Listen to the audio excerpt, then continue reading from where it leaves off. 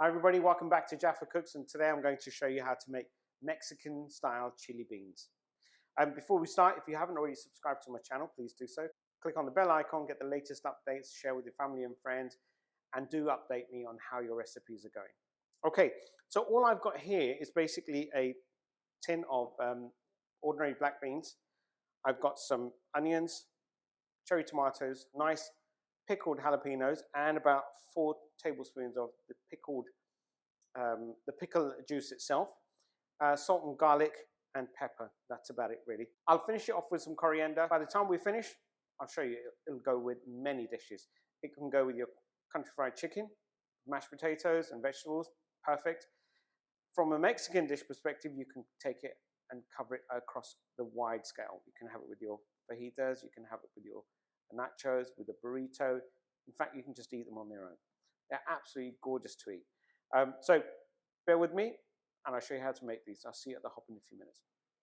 Hi everybody, welcome back to the hob. So I'm just going to start off my cooking for these chili Mexican beans. I'm just going to start off with some olive oil, and on a low to medium heat, I'm just going to pour in the onions to start with. Right, my onions look as if they're translucent. I'm just going to pop in the garlic now. And get the tomatoes.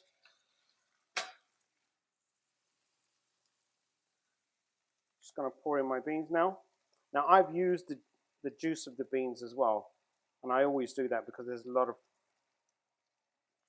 taste left in those beans.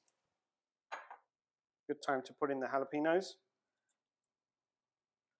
And I'll season it towards the end because there is some acidity and there's some salt in the jalapeno juice. Right, thickness nearly there. I'm just going to turn the temperature down a bit. Just have a quick taste.